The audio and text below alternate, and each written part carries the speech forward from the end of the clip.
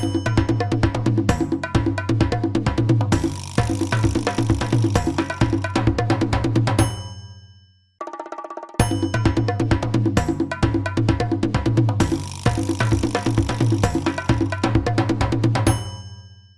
am joined by my boss, Tony Bitoye, seasoned broadcaster, former media officer of the Super Eagles, and he's here at the training session. And the ultimate question that I have for him is, where can this game against Ivory Coast be won and lost for the Super Eagles? What department will be the most important department to ensure that we can bring smile to the faces of 200 million Nigerians? Yeah, I think at this stage of the competition, it's difficult to say this is a particular place where it will be won. I think every department has got to be awake, every department has got to be alert, every department has got to stay organized, stay composed to get the job done. Our midfield needs to be very compact, our defense is very solid, our attack is also very good. We create a lot of chances, although we don't convert too many of them. So it is important for us to be ruthless in the attack. When we get a chance, if it is only one chance you get, yes, convert it. If you get to convert it, just take your chances. Very, very key. Look at that game against South Africa. Yes. It could easily have been 2-0. True. With the chance we lost. True. When Ademola Lukman. Yes, he tried to round the goalkeeper. And then eventually, Victor scored, and then the VAR, and it became 1-1. And it was a difficult game indeed for us. So take your chances when they come. Very, very key. Our defense also has to be alert and continue to do what they've been doing all competition, shut down the opposition from getting a chance to score. Our goalkeeper has also been very solid, so he should just keep up with that same level of performance and concentrate for 90 plus minutes or 120 plus minutes that the game will be played. Yes. But I see our team shutting out the Ivorians, and then we are creating chances, converting maybe one or two of them, and eventually winning this game. Okay, so South Africa is the first team that has actually had direct opportunities on our goal, more than one in the entire game. That is outside since we switched to a 3-4-3 formation, and they had two chances in the first half that ordinarily could have been goals. One Bali saved it, and the other one was a very, very tame shot by Pesitao. Is that are we getting? I mean, are we getting tired? Will we see a team that's tired at the final, or they'll rise to the occasion? Yeah, every game is different.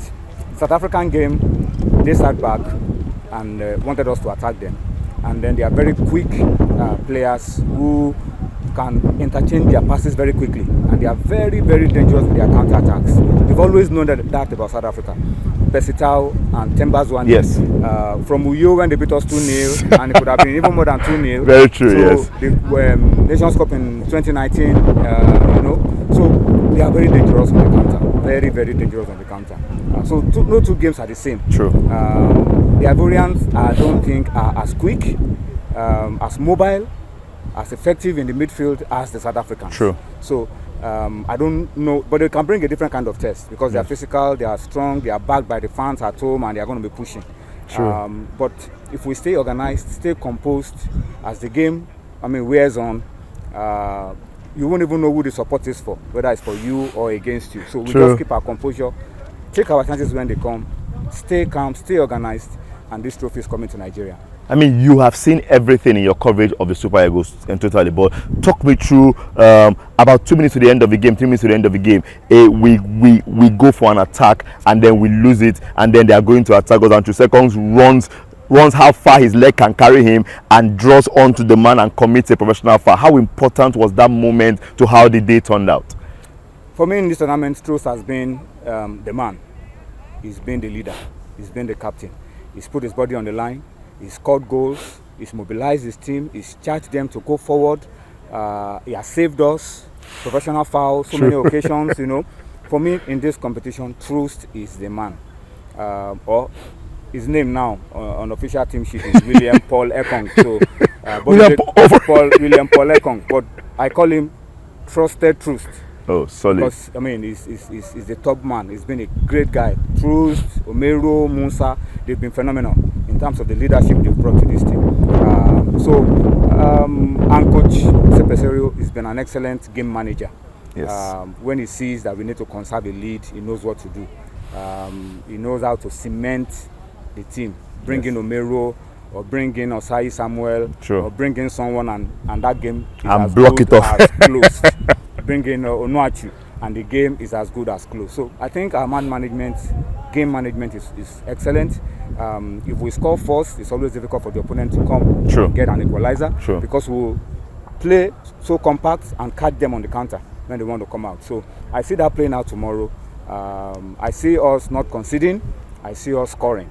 How many goals? I don't know. But I maybe 1-0 for a final. Okay. Maybe 2-0. My maybe bold call 3-0. is 4. Yeah, but A hat-trick for Osimhen. yeah, well, it's a possibility.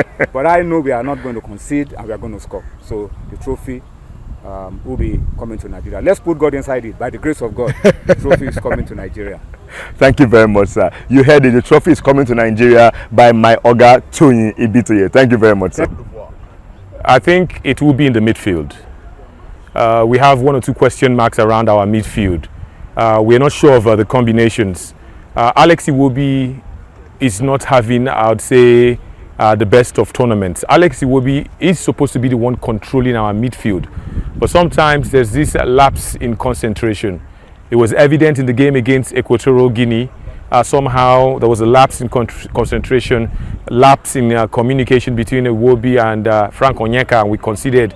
And then if you remember against Angola, it happened again. There was this brief moment in the second half where Angola came one-on-one with our goalkeeper, and then the ball hit the post. It was because of that imbalance. And then if you see what has happened, Jose Peseiro has tried to, find, solutions. Sometimes he brings Abdullah as Abdullah, the man who plays for Royal Antwerp, and Alassane Abdallah. And the last time against South Africa, he was culpable. He committed a blunder, and Nigeria got a penalty. So I think we must be very, very careful the way we play. The Ivorians also have some midfielders that can punish us. From KCA to Fofana, we must of course watch those 2 guys, and also watch their youngster Adingra. So if we can get the combination right, I'm not sure how Jose Peseiro would play. If he plays a 3-man midfield, it means the back line will suffer.